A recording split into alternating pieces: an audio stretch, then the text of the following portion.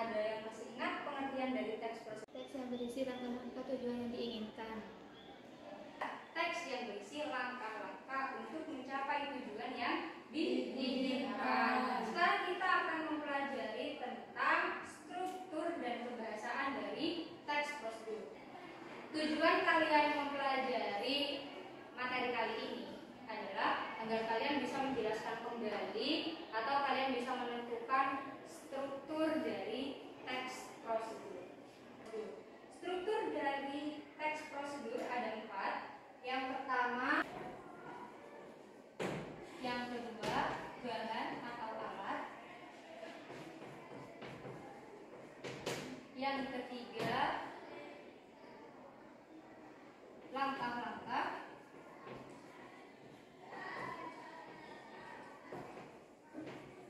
Yang keempat adalah penutup.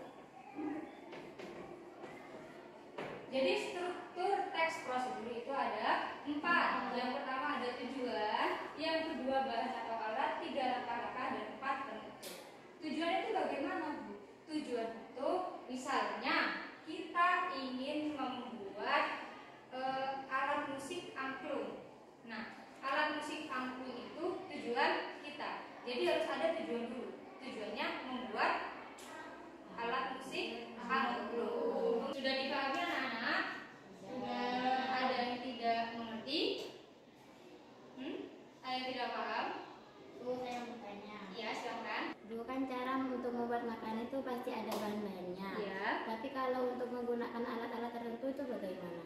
Nah, jadi kalau untuk menggunakan alat-alat tertentu, berarti di situ tidak ada unsur, tidak ada struktur bahan atau alat. Cuma 3 unsurnya. Ada tujuan, langkah-langkah, dan penutup. Itu pun kalau penutup sampean berkenan untuk mengisinya atau tidak. Paham ya? Ibu akan memberikan contoh teks prosedur, yakni cara untuk membuat tape ketan hitam. Bahan-bahannya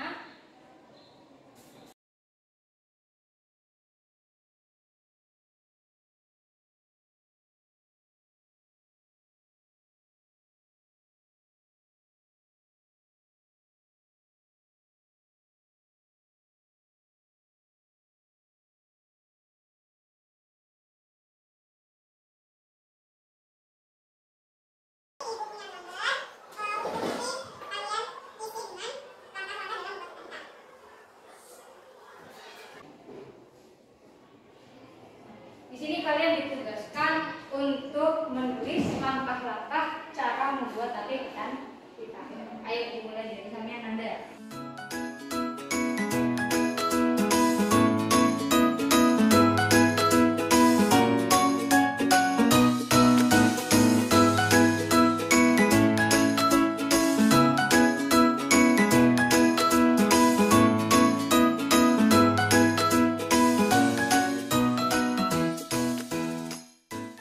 Ini cara untuk membuat tape ketan hitam.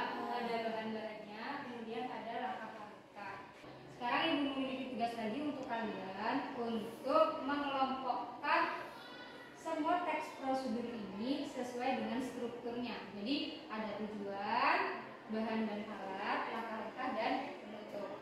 Tugas kalian adalah mengelompokkan struktur-struktur tersebut. Paham?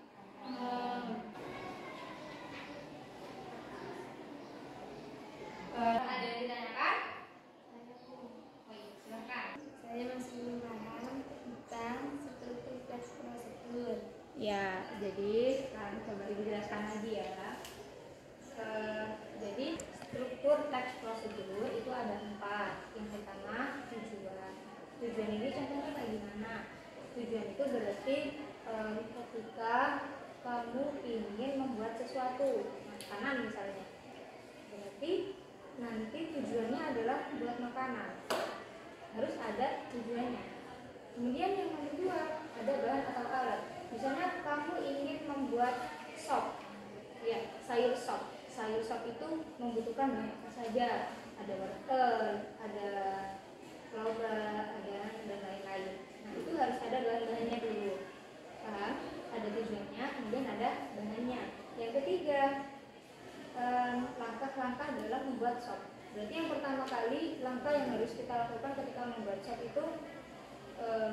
memotongi bahan-bahannya, kemudian dimasukkan ke dalam panci secara bersamaan. Kemudian yang keempat ada penutup. Nah, di situ kamu boleh isi penutupnya atau tidak. Nah, jadi penutup teks prosedur nanti isinya bisa sebuah saran atau kesimpulan dari isi teks prosedur itu. Paham? Baik anak-anak, tugasnya sudah selesai atau belum? Sudah. Kalau sudah selesai, coba dikumpulkan ke depan.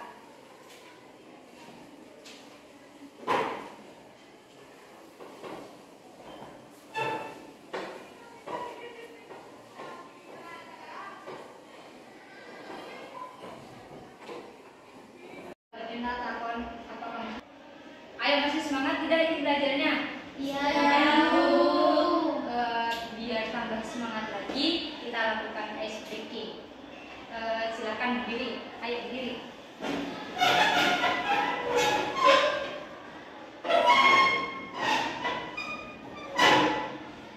Nah, tiru ibu ya. Jadi kayak gini. Tiru ibu ya. Caranya tepuk semangat. Nah, ini saya kasih contoh dulu. Ibu kasih contoh dulu. Tepuk semangat. Iya ya kan? Kita lakukan tepuk semangat. Ibu akan memberi contoh dulu ya. Aku bisa, kamu bisa, kita bisa. Semangat. Bisa ya? Ayo kita mulai. 1, 2, 3. Aku bisa, kamu bisa, kita bisa.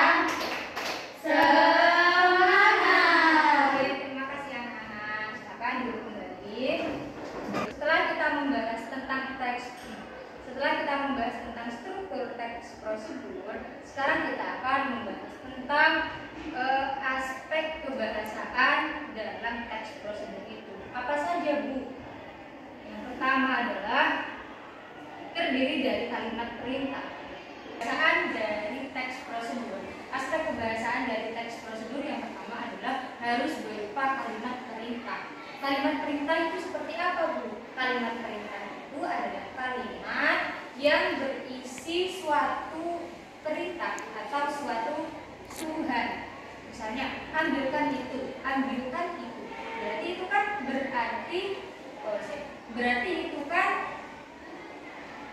berarti itu memiliki makna kalian harus mengambilkan sesuatu itu. Bisa dipahami? Jadi, dalam suatu teks prosedur pasti unsur kebahasaannya harus ada teks perintahnya. Misal, biasanya kalau ketika kalian ingin memasak mie instan, ya, di belakang pasti ada tata caranya atau langkah-langkah untuk membuat mie instan. Pasti di situ ada kata seperti ini. Tuangkan air secukupnya ke dalam panci. Nah, kata-kata tuangkan berarti di situ teks pertama atau langkah pertama mengandung aspek kebahasaan, yaitu berupa kalimat perintah. Bisa dipahami ya, anak? Iya, kan itu menanda.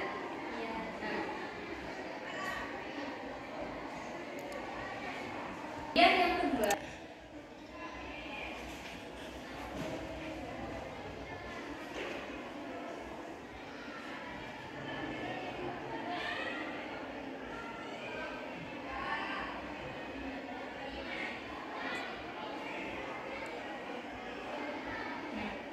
kemudian menggunakan kata bentuk yang pasif. Kata bentuk yang pasif ini berarti seperti contoh. Silahkan Anda tekan tombol. Ini misalnya Anda sebaiknya menekan tombol yang warna hijau. Nah, ini bentuk aktif. Ketika dijadikan ke bentuk pasif, maka menjadi sebaiknya tombol hijau itu ditekan. Jadi dari kata menekan ke kata ditekan itu namanya bentuk pasif. Paham? Jadi misalnya silahkan Anda menekan tombol hijau. Tombol hijau menjadi objek. Sedangkan ketika dijadikan pasif, dijadikan kalimat yang pasif, maka tombol hijau bukan lagi menjadi objek, melainkan menjadi subjek. Itu yang namanya bentuk pasif. Dari menekan tombol menjadi tombol ditekan. Bisa dipahami? Bisa.